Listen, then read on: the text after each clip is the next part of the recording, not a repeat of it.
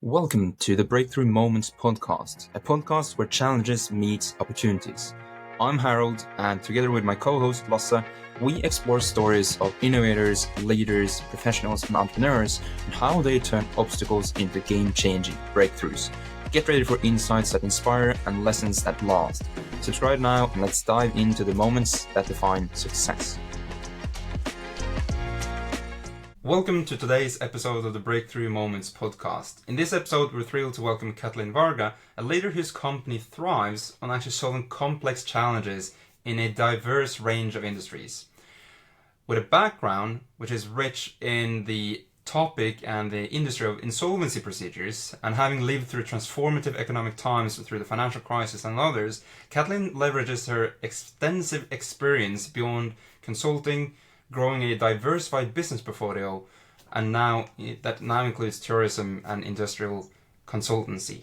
So join us today to dive into Katalin's story and her journey. So with that, welcome to the episode, Katalin. I'm very flattered to be here. Thank you for the invitation, and welcome everybody who is ready to listen to this podcast. Wonderful. So we had a conversation previous to this where we got to know each other a bit better, where you told me all about the story, what you're doing. And I found your business model to be very interesting, and hopefully we can go a bit into that, because it's a bit unique in terms of both having this venture arm and having a portfolio of companies, but also doing consultancy, kind of like having this hybrid of the two. But for the people that don't know you, could you give a brief introduction to yourself and your company, Katalin? That's a tough question, especially after your introduction, but to make it quick, after getting my law degree and passing the bar exam, I started working at the Faculty of Law at the University of Page, specializing in financial law. Initially, I started an MBA mainly to gain a deeper understanding of the background of taxation and monetary policy, and I got hooked. And the last push to switch from law to business came during the financial crisis of 2008, 2010, because in those years, all hands were needed on deck at Panel Group, the company group established my father. So that was basically my professional journey, and very briefly. However, my most defining characteristic is for me that I am honored to be the mother of three wonderful children, and being part of their lives and their awakening to the world is simply awe-inspiring. So I think that's the main feature. Yeah, because I remember you made a transition from law over to business and entering the family business, which you now later have taken over as well, and focus on mainly. But one of the things that I found to be very impressive is the very diverse business portfolio that you guys have. And one of the things that I wanted to ask you in regards to that was that everything started with insolvency procedures and then expanded into other industries. Could you go through a bit about the origin and the first couple of years and how the business then gradually expanded across different industries?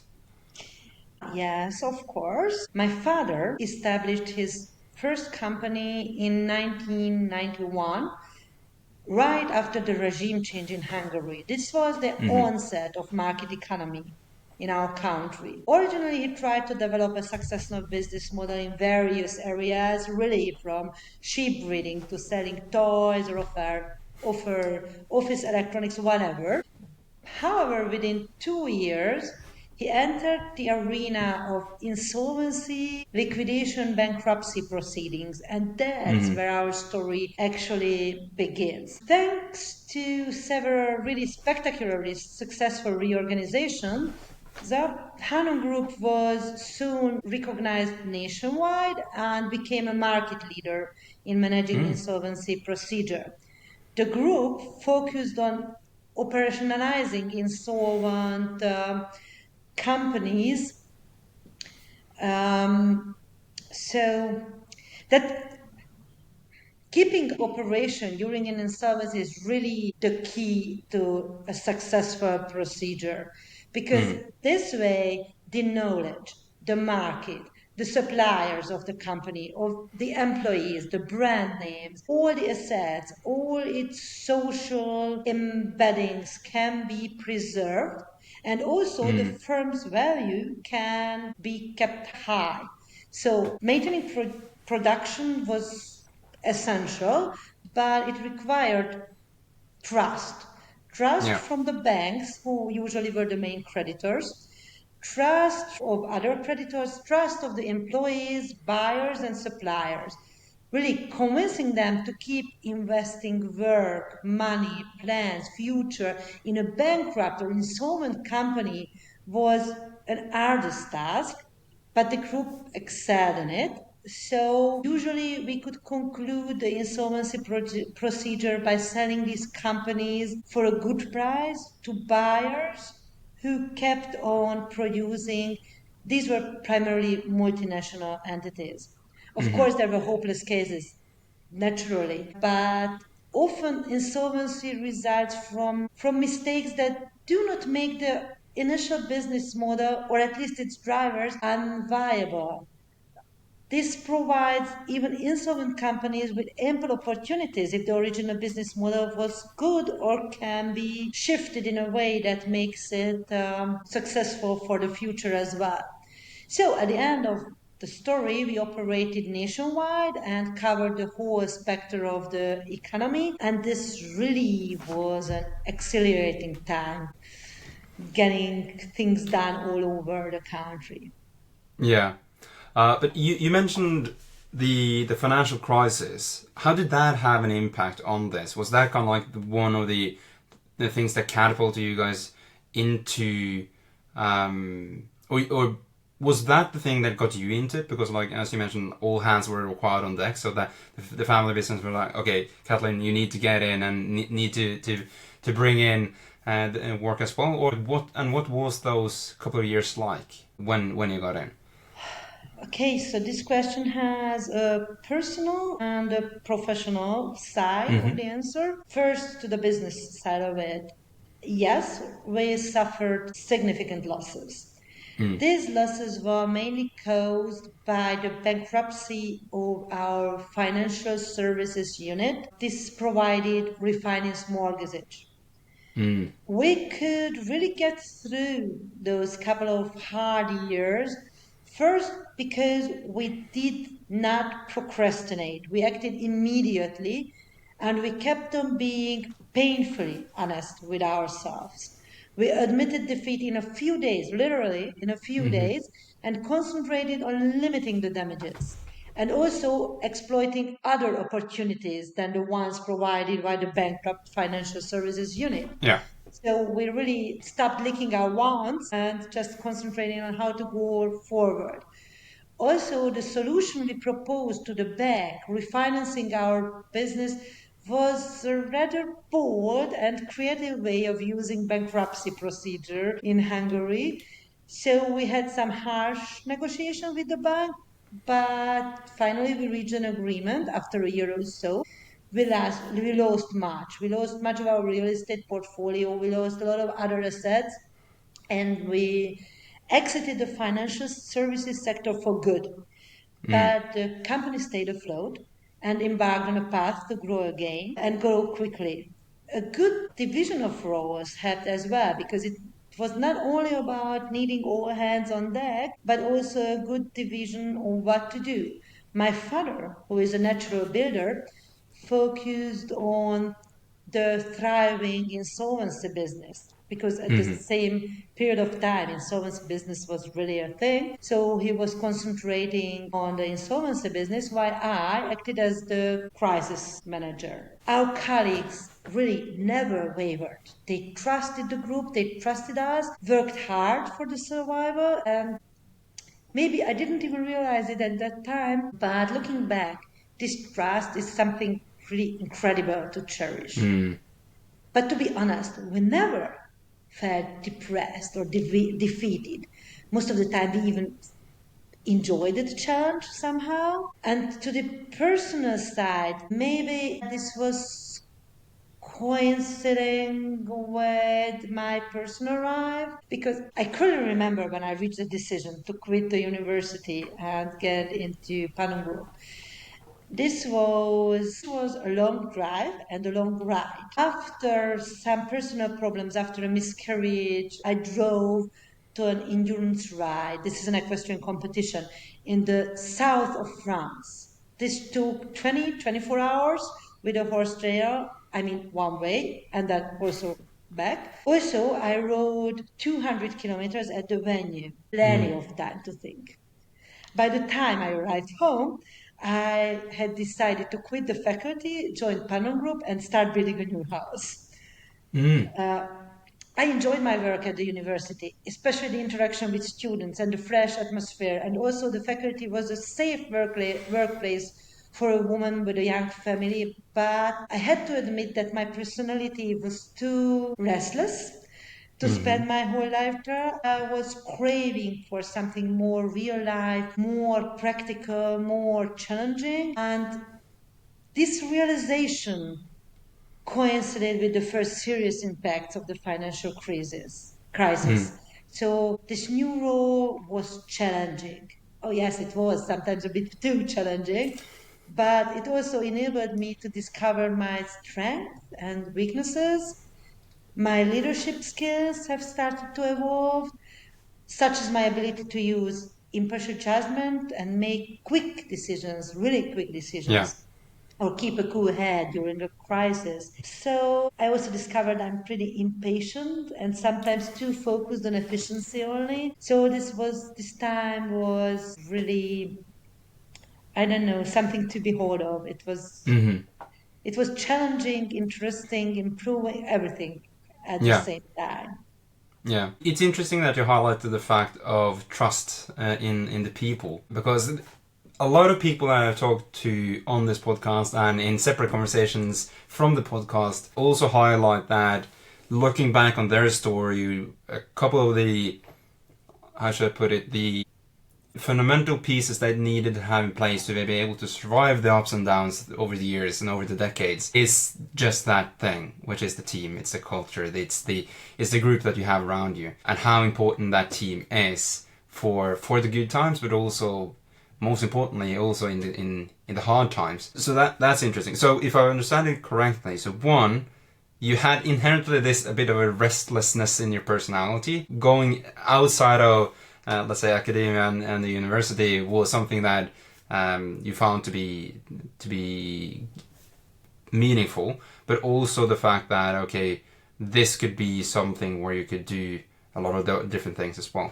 One thing that I wanted to go into in terms of, which I think, if I understood it correctly from our previous conversation, in terms of the team, is that you have a very non-hierarchical structure. Like, what's your tech? Like, how is it structured currently? Like, how do you guys do stuff? Because I think this is also a bit of the reason why you have that such a good team culture and group around you. Exactly, that's what our culture is based on, and that's what our philosophy is, the trust. Since our company is never stationary, we plunge into new challenges continuously. We need clever, dedicated, loyal people with very solid skills, but mainly with an extremely high level of organizational flexibility. We operate based on a horizontal structure with quite flexible responsibilities to enable our colleagues to exploit their capabilities. Our structure is mission based rather than task based. So Yeah. that makes positive synergies. So positive synergies can be realized in all respects. This way, we can start working in a group on a problem, and then the group evolves according to the challenges we face. Some members are not needed in ongoing stages, while new members with different expertise or skills might join. These groups have 4 to 7 members, never more. Otherwise, the work becomes cumbersome, quite like the two pizza teams from Jeff Bezos. Yeah. The workload is really divided evenly within the group, thanks to all our colleagues being real team players. The whole process is never rigid. The only point where we have to be rigid that we need members of the staff who can really relate to this culture and really find their role and their place in our culture. Yeah. Imagine a normal workday. Hmm. An email pops up derailing us because it's either from a new client or draws our attention to a new opportunity or a new problem. The one receiving the email gets up, goes to the office next door. Doors are always open unless somebody needs temporary privacy and closes it for an hour or so, and discusses the problem with one or two other colleagues. Within 15 minutes or so, 3 to 5 people will brainstorm on the issue in one of our meeting rooms. Typically, one of the participants will emerge from the room after a short time and grab one or two more colleagues whose expertise seems to be needed, or as the others hearing the story simply join because they are interested, or because they heard about the matter, or they have an idea. At the end of the day, we will have the initial team. This team will Hmm. decide on how to proceed, when to meet again, how to keep working until the matter is solved. Also, we have a sort of all around meeting every week on Monday so that everybody knows at least about the range of issues, if not the particular details. That Yeah. enables seamless quitting and joining of the groups depending on the need. Naturally, each group will have one responsible person, but this person is different in each group. So everybody Yeah. has a chance to work on something with the whole responsibility and have the brainchilds developed. And that's how our culture really attracts skilled, experienced, loyal Yeah. people to work with.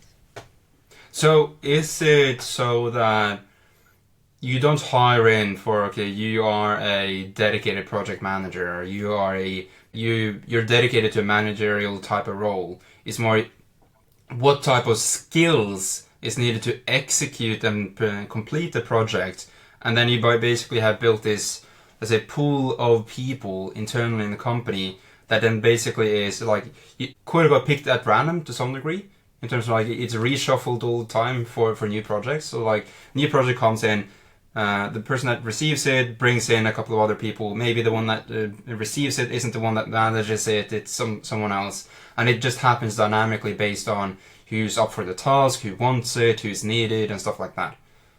Exactly, because we believe this task-based structure is given because of our diverse portfolio and the business we are in. However, this horizontal structure and the flexible teams and the projects really unleashes each team member's potential and creativity because all the synergies, mutual, shared inspiration can be shared, and the total of thoughts and ideas is more than the mere sum.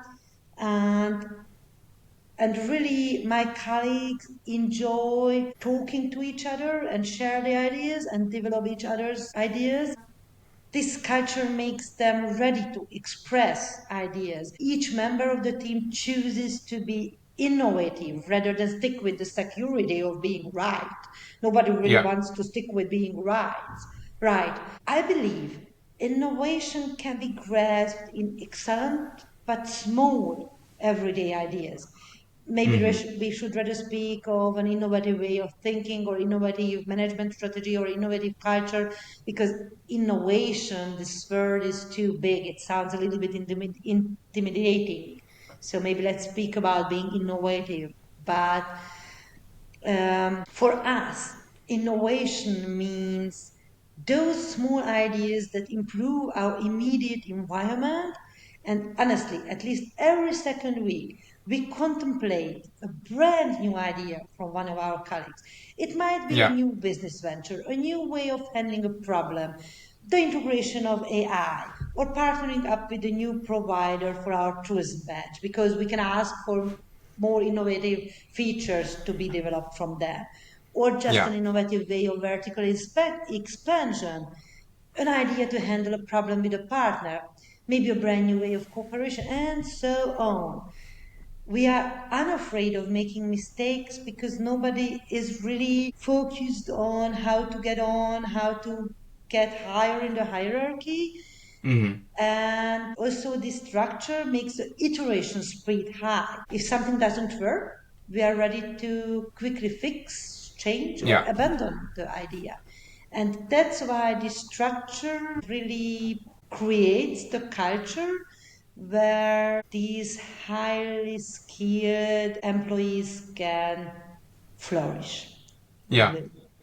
Because it sounds like something that a lot of companies want to have, but it's kind of like, how do we even get there? Which is the big question. But one of the things that I also found to be very interesting in terms of the overall business model that you guys have is that you have this duality.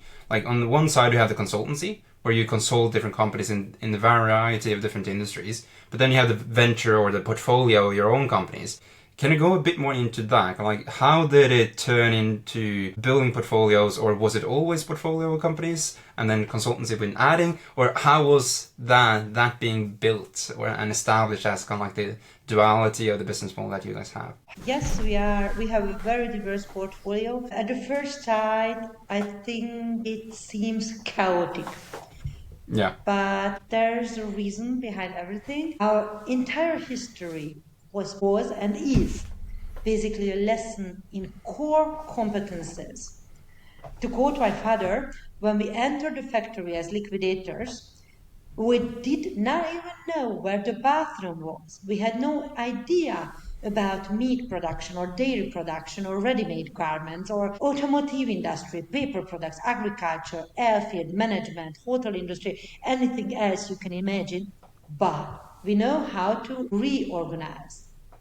And pretty soon we realized that what we can do for others, we can do for ourselves.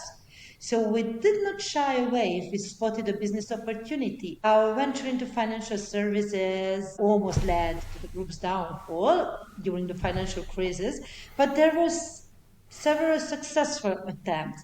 Of course, several unsuccessful attempts as well, but we never cease trying, looking, and pondering. Right now, our industrial real estate portfolio evolved into owning and managing industrial parks Mm-hmm. while operating and selling for others. The tourism unit, which is our strongest nowadays, became a significant player in the tourism sector in Hungary. Yeah.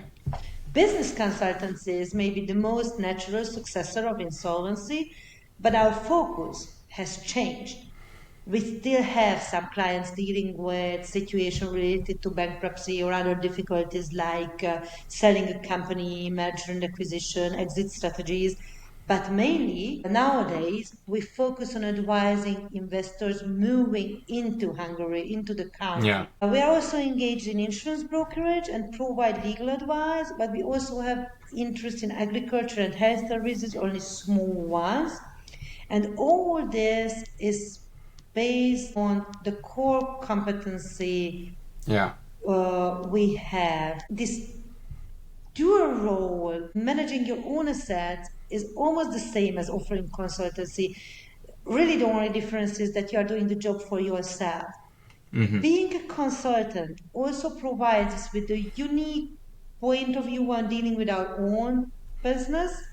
And on the other hand, consultancy for us is a wholehearted job because there's no difference in our commitment, whether we handle our issues or our clients. Our job as consultants includes doing also the less glamorous work behind the scenes. We fill in forms, write legal documents, run processes, administer, contact authorities, etc. So we really cover our clients' needs, probably because we know how it feels to be in their Mm-hmm. shoes.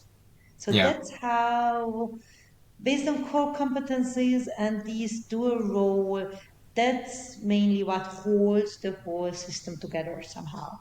Yeah, because I remember when you mentioned this, I was like, this is interesting because this is somewhat similar to how I approach it in Bureau of my company as well. You guys are looking at it as the core competencies, like what are the skill set you need to be able to do anything and everything in a company. And like you have built this foundational piece of expertise inside a company, which can then be used to consult any company, really, but also that you can use that to fill and have the foundation of your own new companies that you create in the portfolio.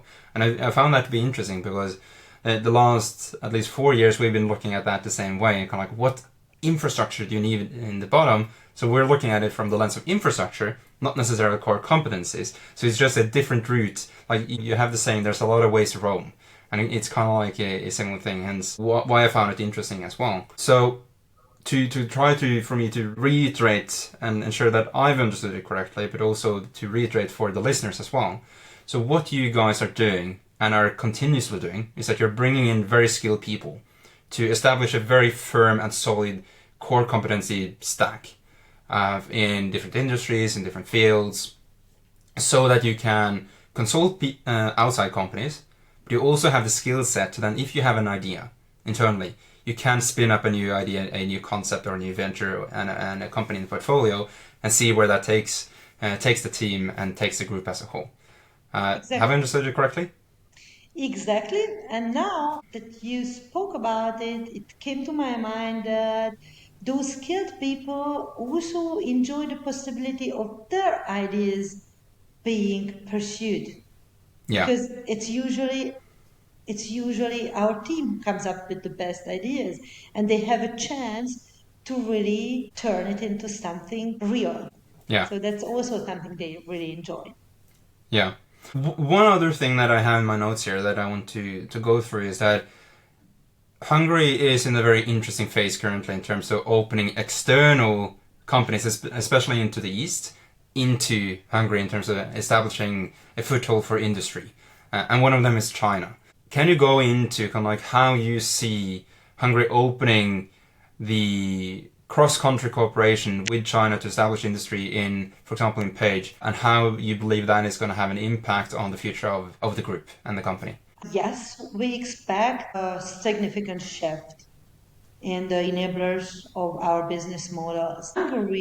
Hungarian economy has always been very reliant on foreign direct investment. This plays a crucial role in our economy. Is very dependent on the European market, especially on the German car industry. Audi, Mercedes, General Motors, BMW, and also the non-German Suzuki and the Chinese BYD, they all have factories in Hungary. However, our region, southern Transdanubia, in the southern western corner of the country, lags behind. This region is dominated by agriculture and a little bit of food processing sector.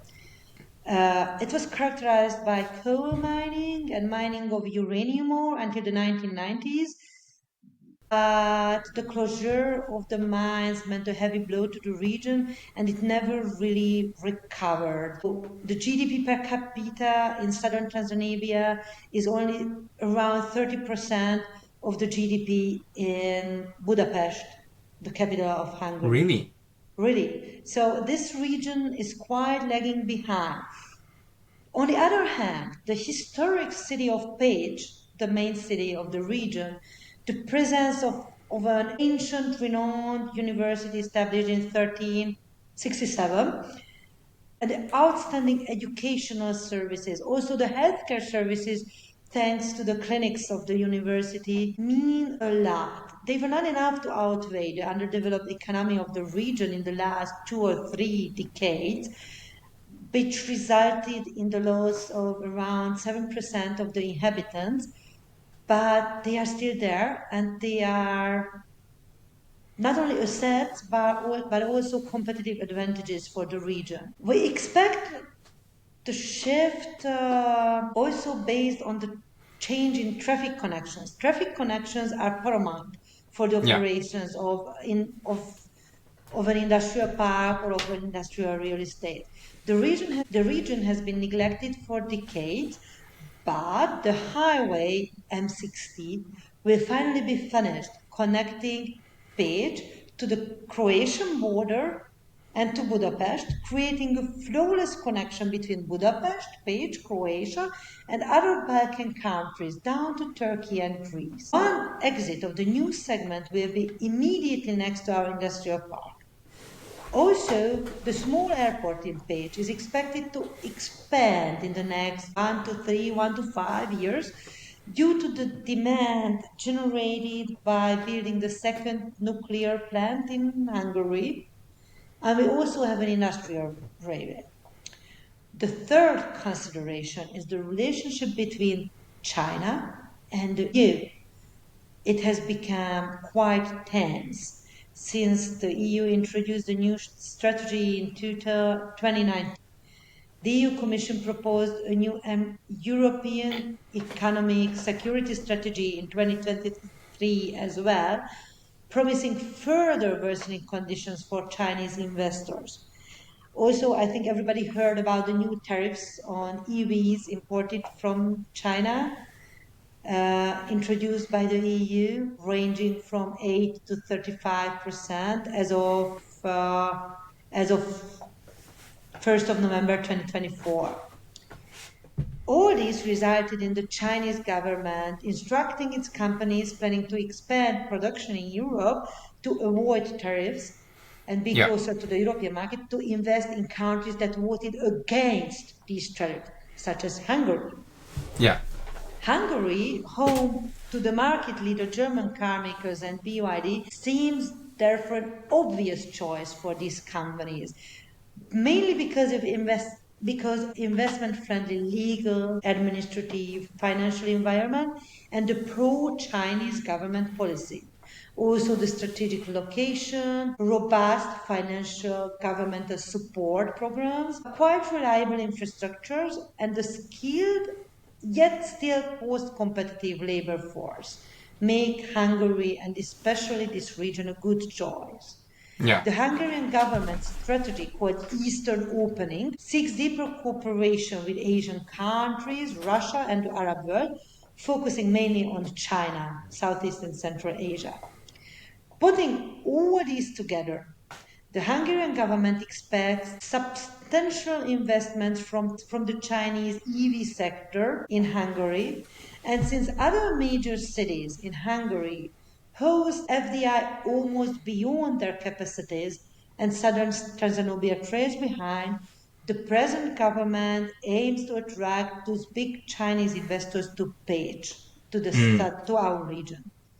To facilitate this, they created a designated special industrial zone spanning 600 hectares. And this designation means very favorable regulations regarding rules of building or rules of permits to produce, also accelerated procedures to obtain the required permits, and an advantageous financial support opportunities and sometimes even tax exemptions. Our industrial park borders right at this new designated special industrial zone. So maybe it was a long story, but to make the long story short, everything points to our region and our industrial park. It's only 60 hectares, this industrial park. This one, we have other ones and some more industrial real estate. But Chinese investments usually start with one extensive big factory. We could never accommodate that with 60 hectares.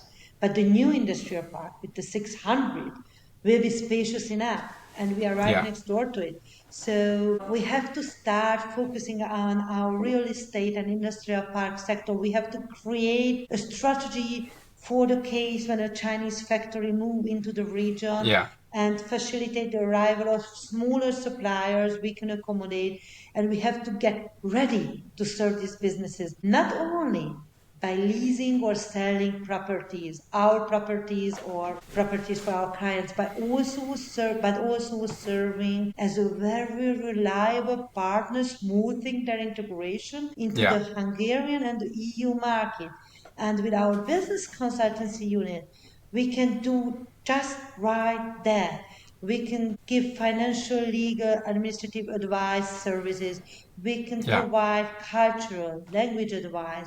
We can help connecting with the necessary network in our region and cut big shortcuts for those companies. In case there will be not one dominating big investor in the region, we still have to develop another strategy and we have to focus on our strategic position and the region being a gateway between the EU and the Balkans and actively focus on finding, attracting and serving quite another group of investors.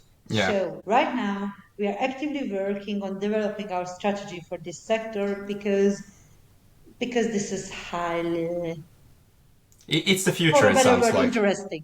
Yeah. So there comes a change that is probably going to enable like a new gold rush in the industry and in the region. So that's super interesting, and it's going to be interesting to have a reconnect in a couple of years when this transition has gone through. But I have one final question that I want to ask. I'll ask every guest, and it is, if you could get an answer to one question related to your business and what you do, what would it be and what would you like to know?